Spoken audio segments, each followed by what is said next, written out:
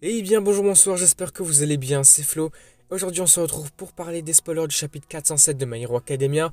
Vous allez voir, ce chapitre il est super intéressant. Nous allons voir un gros flashback autour de All for One, ça va être incroyable. Du coup avant que la vidéo ne commence, je vous le rappelle, si vous voulez me soutenir sur les prochaines vidéos, n'oubliez pas de vous abonner à la chaîne et c'est parti.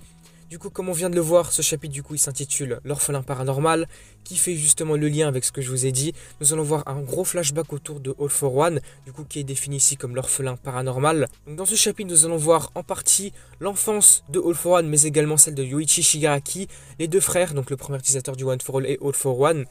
Donc nous commençons, le chapitre démarre avec une prostituée qui a contracté une sorte de maladie entre guillemets, donc on ne sait pas exactement ce que c'est à cet instant-là.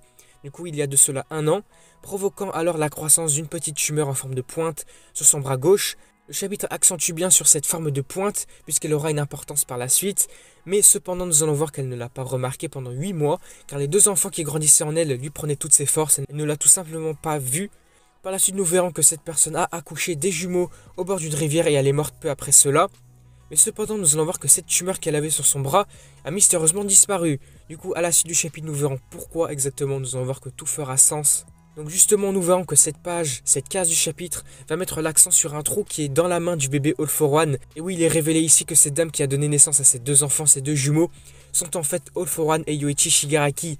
Du coup, c'est vrai qu'ici, on a pas mal de révélations. On a, dans un premier temps, la révélation de la mère de All for One et de Yoichi, mais on a également la révélation comme quoi les deux personnages sont des jumeaux, parce que c'est vrai qu'on avait l'info comme quoi c'est des frères, mais là ils sont bel et bien jumeaux, c'est-à-dire qu'ils avaient le même âge du coup à cette époque-là. Par la suite, nous verrons que lorsque des rats sont venus manger le cadavre et les bébés, du coup All for One et Yoichi, le courant de la rivière les a emportés un peu plus loin. Mais un an plus tard, nous verrons que le bébé lumineux est né en Chine, du coup le premier enfant avec un alter entre guillemets, en tout cas le premier alter qui a été recensé, j'imagine, parce que là All for One était né avant ça. Du coup ici, la révélation du bébé lumineux n'est pas le premier enfant avec un alter. À la suite du chapitre, nous verrons que ces nouveaux pouvoirs n'étaient pas seulement donnés aux nouveau-nés, ils apparaissaient également chez des personnes qui n'avaient pas encore atteint la puberté. Nous verrons que des études ont montré que ce phénomène-là consistait en un nouvel ajout au facteur génétique humain. Donc ici, on a bel et bien l'information comme quoi All for One est bien né avant le bébé lumineux. Du coup, le bébé lumineux n'était pas le premier enfant avec un alter, c'est bel et bien sans doute All for One ou même d'autres personnages un peu random, on va dire. Puisque on va dire que ce phénomène d'apparition des alters est arrivé sur des personnages un peu comme ça au hasard, et petit à petit il s'est démocratisé, on va dire, il s'est répandu sur beaucoup plus de personnes. Puis cependant, on va voir que rendre cette information publique n'était vraiment pas une bonne idée, puisqu'elle a créé l'idée que les personnes dotées de pouvoir n'étaient pas des êtres humains, ils étaient considérés comme d'autres personnes, pas des humains, ce qui a entraîné un chaos généralisé dans le monde. Puis quelques années plus tard, nous verrons un groupe extrémiste anti-méta, du coup qui se révolte contre ces pouvoirs justement. On va voir que ce groupe va se promener la nuit et va trouver un petit All for One. Ils vont alors penser que c'est un orphelin du paranormal, et même s'ils se sentent mal pour lui, il vaut mieux ne pas l'approcher car il est probablement infecté. Pour l'instant, on voit vraiment que les personnes dotées de pouvoir sont considérées comme des infectés et qu'ils pourraient transmettre des maladies aux personnes normales, c'est complètement fou. À cet instant-là, sur cette scène, on va voir All for One qui va les regarder, alors avec un air assez effrayant, et va les tuer tous sur le coup avec l'alter des pointes. Et justement là, cet alter, on va voir, il va le déchiqueter tous les corps de ces personnages-là. Et comme on l'apprend, c'est en fait le don qu'il a volé à sa mère. Et oui, c'est vrai que là, pour le coup, la tumeur que sa mère avait sur son bras en forme de pointe, en fait, c'était le début d'un alter, et c'est justement celui qu'All for One lui a volé. C'est vrai que cet alter-là, All for One l'avait utilisé jusqu'à très récemment, et en fait, c'était finalement l'alter de sa mère qu'il avait depuis son tout jeune âge. C'est sans doute un de ses premiers alters. On continue, nous allons voir que dès sa naissance, All for One pensait que le monde entier lui appartenait. Si vous ne lui donnez rien en contrepartie, vous n'êtes qu'une nuisance pour lui. Nous verrons ensuite une page montrant le nouveau-né All for One mordant les seins de sa mère décédée avec une expression très furieuse. Donc là on voit qu'il a complètement pété les plombs même à son jeune âge comme ça. Nous verrons par la suite le petit All for One attaquer d'autres personnes, mais Yoichi, son frère, va lui jeter une canette tout simplement au visage. Il va lui dire d'arrêter puisque ça fait mal. On continue le chapitre, la narration va expliquer qu'All for One a volé tous les nutriments de sa mère, du coup au début de leur naissance, ce qui fait que son frère est petit et faible. C'est pour ça que son frère était beaucoup plus faible que lui. Nous le verrons, All for One va donner un coup de pied à Yoichi, va continuer de marcher. La narration va expliquer que bien que Yoichi ne puisse rien lui donner, il était l'une des choses d'All for One, donc c'est pour ça qu'il l'a gardé, il ne l'a pas tué. Parce que comme il l'avait dit plus tard, Yoichi, son frère, c'est sa seule famille, du coup c'est pour ça qu'il l'a gardé à ses côtés. Ensuite on continue, quelques années plus tard, la radio va annoncer que le bébé lumineux se bat désormais sur le front pour défendre la paix. Pendant ce temps, Yoichi va lire des bandes dessinées, All for One va lui demander ce qu'il est en train de lire. Yuichi va lui répondre qu'il ne sait pas encore lire des livres compliqués et qu'il étudie donc avec des bandes dessinées qui sont très simples à lire, puisqu'il trouve cela vraiment incroyable, la façon dont l'auteur parvient à faire passer un message par le seul biais des images, des dessins, et va dire qu'un jour lui aussi voudra devenir comme le Captain Hero, du coup un des comics qu'il est en train de lire. La narration dira ensuite que Yuichi croit toujours en la bonté de son frère, car au fond de lui il se souvient qu'All For One lui tenait la main quand ils étaient bébés. On continue ensuite 3 ans plus tard. All For One va affirmer que le bébé lumineux a recueilli plus de 10 millions de supporters, mais cela n'a pas de sens pour lui, puisque 50 personnes ayant des particularités sont nées en Inde avant le bébé lumineux. Du coup là on a bel et bien la confirmation. Il y avait d'autres personnes nées avec ces particularités-là avant le bébé lumineux et même avant All For One peut-être. Du coup ces personnes-là n'étaient pas les premières personnes avec un alter. On voit bien que ce phénomène est arrivé petit à petit sur des personnages un peu au hasard dans le monde comme ça. Donc c'est pour ça que selon All For One, ce bébé lumineux n'a pas le droit de commander autant de personnes s'il n'était pas vraiment le premier. C'est pourquoi nous apprenons que All For One l'a tué et lui a volé son pouvoir.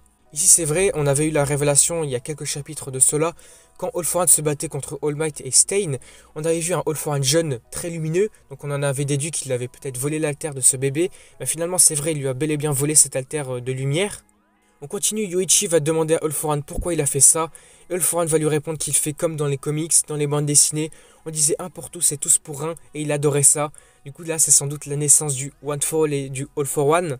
Alors que le héros se bat seul avec une identité secrète, le méchant va régner par la peur, tout comme Yuichi rêve d'être un héros, il rêve maintenant de créer un monde où tout existe pour lui. Et puis nous allons voir une sorte de flashback cette fois-ci du côté de Yuichi. Il va dire attends, pourquoi cours-tu? Je viens de te donner du pouvoir. Là c'est sans doute All For One qui parle. Au moment où il lui avait transféré cet alter de stockage de force, c'est là que le One For All a dû naître. Sur l'image suivante nous allons voir Kudo, du coup le deuxième utilisateur du One For All, le tirant par la main. All For One va leur dire mais qui es-tu? Éloigne-toi de lui, il est à moi. Si tu n'es pas à moi alors tu n'as pas, 3 petits points. Sans doute qu'il va lui dire tu n'as pas de raison de vivre et il veut le tuer. Et c'est donc ainsi que le chapitre se terminera. La dernière image du chapitre nous montre la main de Yuichi coupée et entourée de sang un peu partout sur la page. Et c'est ainsi que le chapitre se termine. Nous apprenons qu'il y a une pause la semaine prochaine. Là pour le coup c'est vraiment dommage. Mais j'espère que Horikoshi reviendra avec une dinguerie toujours plus incroyable. En tout cas ce chapitre aurait été super cool. Là à la fin les informations sont vraiment très importantes. Puisque là on a vraiment la situation, la scène qui montre la naissance du One For All. Et puis surtout finalement et concrètement la naissance de la rivalité entre le One For All et le All For One, puisque All For One va dire à Yuichi mais pourquoi tu t'enfuis? C'était justement cet instant qu'il lui avait transféré de la terre de stockage de force. Puis juste après ça on a vu Kudo, le deuxième utilisateur du One For All, lui tenir la main pour s'enfuir avec lui, comme s'il voulait le sauver des griffes de All For One. En tout cas c'est ce qu'il voulait faire, puisqu'on sait que le deuxième utilisateur et même le troisième faisaient partie d'un groupe de personnages qui se battaient contre justement All For One. Et puis à cet instant on a vu que All For One voulait tuer Kudo pour lui avoir pris tout simplement Yuichi son frère. Il lui dit si tu n'es pas à moi alors tu n'as pas peut-être de raison de vivre. On n'a pas la fin de la phrase mais je pense que c'est ça. Et donc comme sur la dernière page on voit la main de Yuichi coupée entourée de sang, j'imagine qu'il l'aurait tué sans faire exprès et qu'il voulait tuer Kudo à la place. Et c'est donc ce qui expliquerait cet autre flashback de All For One et de Kudo le deuxième utilisateur. Là je vais vous montrer l'image. On voit Kudo qui est pris par la gorge donc par All For One. Et Kudo va lui dire Yuichi n'est plus là, sale monstre, tu l'as tué. Et c'est donc pour ça que All For One à cet instant-là est en train de pleurer face à Kudo parce que sans faire exprès il aurait tué son frère. Et c'est donc pour ça également qu'il est très énervé à l'idée de revoir ce personnage-là et qu'il a beaucoup de flashbacks quand il voit Bakugo puisque les deux personnages se ressemblent. Donc à chaque fois qu'il verrait Bakugo, il aurait des flashbacks, des souvenirs de Kudo qui lui rappelleraient également le fait d'avoir tué son frère sans vouloir. Donc c'est vrai qu'ici pour le coup tous ces flashbacks etc ont du sens et sont liés tout simplement. Ça va confirmer différentes choses qui s'étaient passées. Du coup voilà je pense qu'on va s'arrêter ici pour cette vidéo, ce chapitre 407 de My Hero Academia. Du coup j'espère que cette vidéo vous aura plu, en tout cas pour moi le chapitre aurait été super intéressant. Enfin on aurait un flashback concernant l'enfance et la naissance tout simplement de All For One et de Yuichi Shigaraki. Parce que c'est vrai que je vous le rappelle, All For One, son nom de famille c'est Shigaraki. Donc c'est vrai qu'ici sa mère également s'appelait Shigaraki, puisqu'ils ont dû récupérer son nom hein, j'imagine, puisque on n'a pas vu leur père. Ici quand on y pense on n'a toujours pas le prénom de All For One. On sait que son nom de vilain c'est All For One, son nom de famille c'est Shigaraki, puisqu'il l'avait donné à Tomura lui-même Tenko Shimura pour le renommer. Peut-être qu'ici au prochain chapitre on aura la continuité de ce flashback entre All For One et Yuichi. Du coup voilà on s'arrête là pour cette vidéo, j'espère qu'elle vous aura plu. Si c'est le cas n'hésitez pas à liker, à commenter, à partager, n'hésitez pas à me faire part de vos théories, de vos impressions sur ce flashback là, qu'est-ce que vous en avez pensé, sur ces révélations concernant leur naissance, etc. le développement des premiers alters, et du coup on va dire jusqu'à la naissance carrément même du All For One et du One For All. Et puis n'oubliez pas de vous abonner à la chaîne pour me soutenir sur cette prochaine vidéo et du coup moi je vous dis à la prochaine. さらに向こう